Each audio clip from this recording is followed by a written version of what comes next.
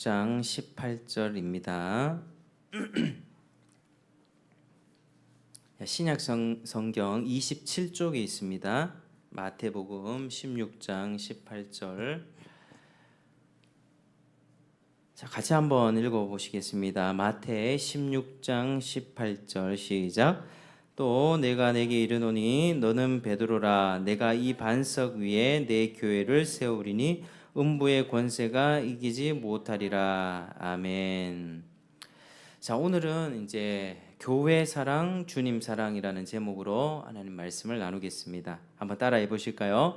교회 사랑이 주님 사랑입니다. 시작. 교회 사랑이 주님 사랑입니다.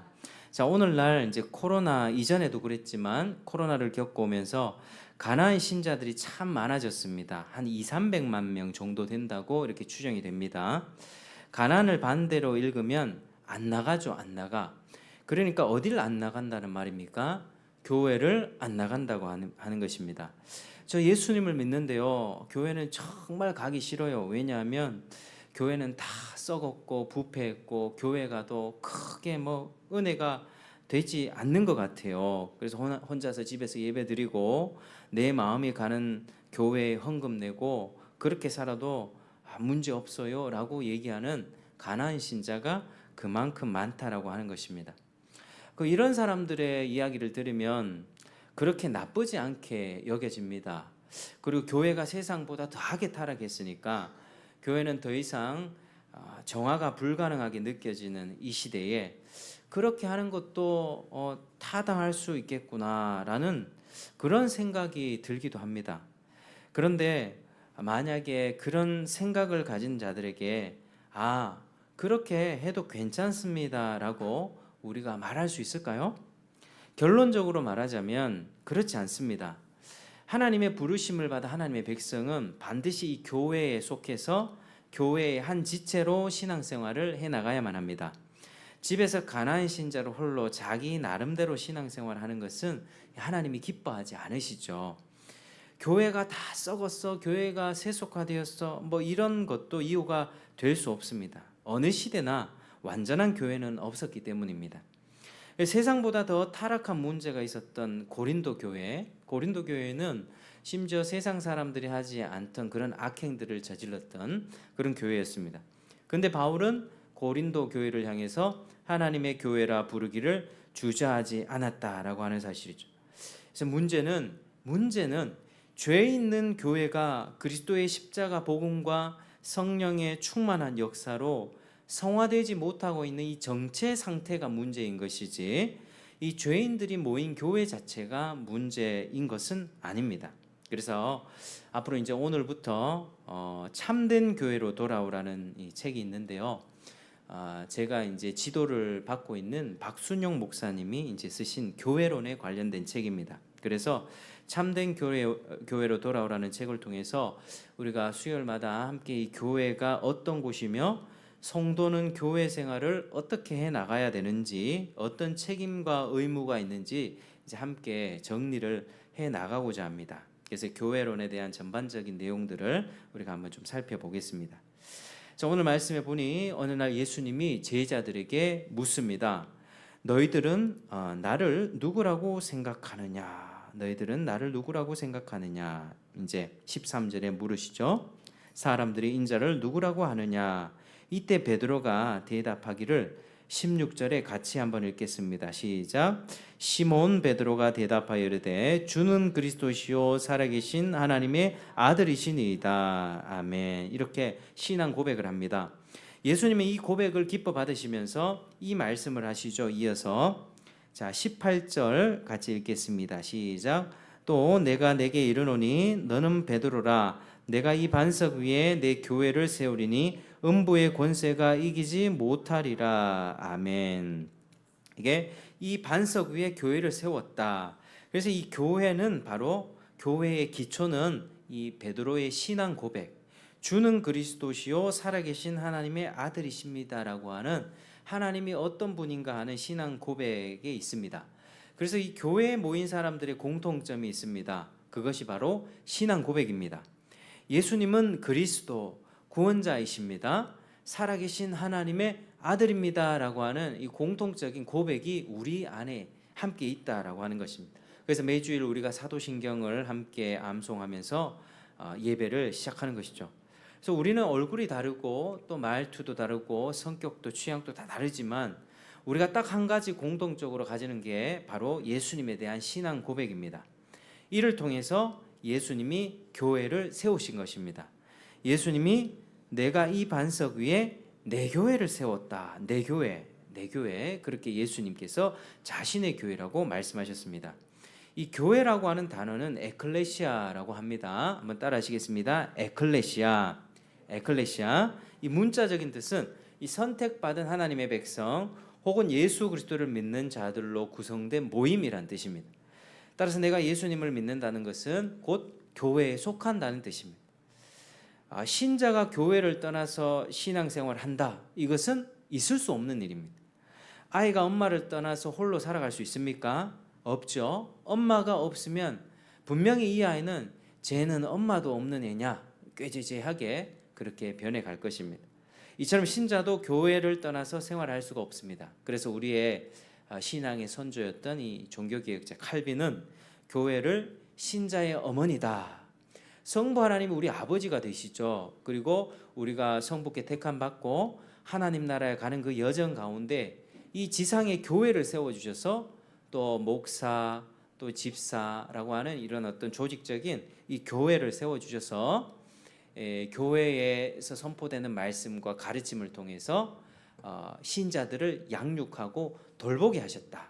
그래서 교회는 신자의 어머니다. 그렇게 가르쳤습니다. 그게 정통적인 가르침입니다. 그래서 우리가 교회를 대하는 우리의 태도가 우리의 영적 상태가 어떠한지를 곧 보여주는 것입니다. 교회를 떠나서 홀로 신앙생활을 해도 괜찮다 여긴다면, 그리고 오늘날 무너지고 있는 여러 가지 교회의 문제들, 참 교회가 뭐 법정에 가서 다투는 일이 있고요, 돈 문제 때문에 갈라지는 이런 일들이 계속 있어 왔는데요. 이런 사태를 보면서 마음 안타까워하지 않고 또 교회를 별로 사랑하지 않는다면 아마도 우리의 영적인 수준이 아직은 많이 부족하다라고 우리가 그렇게 평가할 수 있습니다. 그래서 우리는 성경을 더 많이 배우고 하나님이 세우신 이 교회는 과연 어떤 곳인가 믿음을 그렇게 키워 나가야 된다는 것입니다. 신자는 교회에 속할 뿐만 아니라 교회를 사랑하는 것이 당연합니다. 왜 그렇습니까? 예수님이 교회를 사랑하기 때문이죠. 피 흘려 사신 교회를 늘 사랑합니다. 이런 고백들이 우리 안에 있어야 된다는 것입니다. 그래서 예수님은 교회를 내 교회라고 했을 뿐만 아니라 하나님이 자기 피로 사신 교회라고 사도행전 20장에 그렇게 말하고 있습니다. 한번 우리 따라 하시겠습니다. 교회는 예수님의 것입니다. 교회는 예수님의 것입니다. 교회는 예수님의 피로 만든 공동체입니다. 교회는 예수님의 피로 만든 공동체입니다. 따라서 예수님의 사랑을 힘입어서 믿음을 선물 받고 구원받은 자라면 당연히 건강한 교회, 지교회에 속해서 교회를 사랑하는 것이 당연한 일이죠. 그래서 신자라면 반드시 교회를 사랑하고, 또 내가 교회에 속했다고 하는 것은 내가 교회의 한 지체가 되는 것입니다. 교회의 머리는 예수님이시고요, 우리는 예수님의 몸을 이룹니다. 그래서 각 몸의 각 지체가 다른 기능을 하죠. 손은 손대로, 내부 장기는 장기대로, 눈은 눈대로, 발은 발대로 각각 다양한 기능이 있습니다. 그래서 주님께서 우리를 한 몸에 이렇게 붙여주셨으니 내 은사와 내 받은 기능으로 이렇게 하나님을 함께 섬기게 되는 것이, 그게 바로 교회의 모습이다라고 하는 것입니다. 그래서 그리스도의 몸과 지체로서 오는 복과 은혜를 우리는 반드시 경험해야만 합니다. 그리스도인은 자신의 영혼을 살찌울 만큼 말씀 공부에 자신을 드리고 또 영적 성장에 유익을 주는 모든 은혜의 방편들과 또 교제와 나눔에 자신을 드려야만 합니다. 교회에서 이루어지는 봉사, 전도, 새소식반, 복음 증거, 다양한 일들에 함께 참여하면서 신앙생활을 하는 것이 그게 옳습니다. 그렇게 적극적으로 참여할 때 신앙이 자라게 되고 하나님의 영광을 위해서 살아낼 수 있습니다.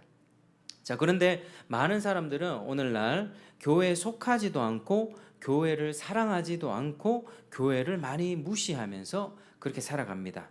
아마도 교회가 왜 이래? 라고 하는, 교인들이 왜 저래? 라고 하는 그런 어떤 심각한 또 세속화된 교회에 대한 실망 때문이라고 생각합니다. 교회를 정화시키려고 하는 단체들이 있죠. 교회 뭐 세습을 막아야 되고 막 옳은 소리를 많이 합니다. 그런데 그렇게 교회를 정화시키려고 하는 단체들에서도요, 혁명적이고 뭐 폭력적인 방식으로 교회를 강도 높게 비판을 하기도 합니다만은 우리는 사실 그런 비판들을 매우 조심해야 하죠. 그게 사랑의 마음으로 진짜 살리기 위해서 꾸짖는 것인지 아니면 그저 폭력적인 방식으로 정죄하는 것인지, 너가 그래서 되느냐? 마치 자신은 의롭다고 하는 것처럼 막 공격을 하지만 사실 우리는 우리 마음을 잘 살펴야만 합니다. 자기 자신의 지교회를 사랑하고 정말 안타까운 마음으로 교회를 섬기고 세워가려는 자들은 그렇게 쉽게 교회를 비판하지 못합니다. 왜냐하면 교회는 내가 사랑하는 그리스도의 몸이기 때문입니다. 우리는 얼마나 가벼운 사랑과 폭력적인 정죄에 빠져 있는지 모릅니다. 사실 그것으로 사람이 바뀌지 않죠. 말 한마디로 강도 높은 비판과 너 그렇게 하면 안 된다라고 하는 어떤 정죄로 사람 절대 바뀌지 않습니다. 그래서 교회도 역시 바뀌지 않죠. 그런데 우리는 그렇게 악한 본성을 드러내면서 서로 이빨을 드러내고 서로 핥히는 시대를 살아가고 있는 것입니다. 그걸로 인해서 마치 자신은 의로운 것처럼 행세하는 것이죠. 정치판이 그렇지 않습니까? 정치가 보면 뭐 이쪽 당이 저쪽 당이 있는데 상대방의 어떤 공약과 정치의 방향에 대해서 존중하면서 어떤 더 좋은 방안을 내고 협력하는 거 보셨습니까? 절대로 못 봤죠. 현수막에 걸리면 다 상대방을 깎아내림으로써 내가 옳다라고 하는 방식을 취합니다. 상대방은 당신 틀렸고 뭐 이거 틀렸고 거기에 대해서 뭐 국민 뭐 합의를 봐야 되고 뭐 이렇게 가면서 그 비판 자체가 자기가 표를 받으려고 하는 그런 거죠. 그게 세상과 전혀 다를 바가 없습니다. 우리가 만약에 정죄와 비판으로 그렇게 행세를 하고 있다면, 실제로 교회를 그렇게 비난하고 바로잡으려고 했던 지도자들이 실제로 돈과 여성의 문제 등으로 무너진 경우도 적지 않게 많이 있었습니다. 막 비판을 했지만 나중에 가서 보니 그 목사님이 어떻게 됐더라, 이런 일들이 많았죠. 따라서 우리는 먼저 자신의 눈에 들보를 봐야 합니다. 남을 비판하기 전에 내 눈에 들보를 먼저 봐야 되고, 언제 어떤 문제나 갈등이 있을 때 그 문제를 해결하기 위해서 어떻게 해야 됩니까? 정죄, 비난, 갈등 이런 것이 아니라 먼저 내가 십자가를 지는 방식을 택해야만 합니다. 내가 희생하는 삶의 방식을 선택해야만 합니다. 그것이 진짜 바뀌는 길입니다. 이렇게 무너져 가고 있고 어려워져 가고 있는 교회의 현실 속에서 비판하기보다 내가 어떻게 하면 이 교회를 살릴 수 있을까? 내가 어떻게 하면 이 교회에 도움이 될 수 있을까? 어떻게 하면 주님이 더 기뻐하시는 교회를 세워가는데 내가 도움이 될 수 있을까를 우리는 생각해 보아야 되는 것이죠. 그래서 그런 십자가를 지고 내가 내 자신을 부인하고 내가 십자가를 지고 내가 조금 더 수고하고 내가 조금 더 희생하고 땀 흘리고 피를 흘리기를 우리가 선택할 때, 그때부터 하나님이 그러한 삶을 받으시고 이제 변화를 일으키기 시작하는 것입니다. 여러분, 지상교회는요 완전한 교회가 없습니다. 둘러보세요. 완전한 교회 있습니까? 뭐 처음에 교회를 좀 다닌다 할지라도 한 3년 5년 지나면 뭐 목사님 설교도 비슷하게 들리고요. 그러니까 한 3년 5년 정도 있어 보면 또 교회의 문제들이 다 보이기 시작하고 뭐 저 사람은 이렇고 이 사람은 이렇고, 그렇게 교회는 그렇습니다. 지상교회에 완전한 정말 천상의 교회 같은 데가 없죠. 완전한 의인이 없기 때문입니다. 만약에 교회 안에 진짜 성인군자만 가득 차 있다면 얼마나 좋겠습니까? 교회 안에 손양원 목사님 같은 사람만 있다면 정말 좋겠죠. 늘 사랑이 넘치고 성령 충만하고. 교회 안에 누구는 믿음이 있지만요, 믿음 없고 연약한 사람들이 더 많습니다. 따라서 지상에 있는 교회 중에 문제 없는 교회는 하나도 없다. 교회는 죄인들이 모인 곳이기에 죄 용서를 받았다 할지라도, 내 하나님의 신분, 자녀라고 하는 신분을 받았다 해도 여전히 죄성을 드러내고 문제를 일으킵니다. 그리고 우리 안에는 원죄의 죄성, 부패와 오염들이 흐르고 있죠. 원죄로 인한 타고난 부패, 이 악한 생각과 오염된 마음들, 이런 것들로 늘 문제가 생기기 마련입니다. 자, 우리 가정을 한번 생각해 보겠습니다. 가정에 문제가 하나도 없습니까?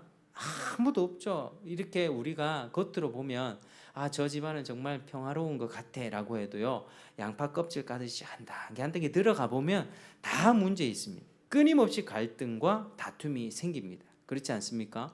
상처도 받죠. 이혼 생각을 한 번도 안 해본 부부가 과연 얼마나 될까요? 저는 거의 없지 않을까. 사실 그게 현실입니다. 그러면 그때 만약에 문제가 생기면 용서 안 하고 말도 안 하고 삽니까? 그렇지 않습니다.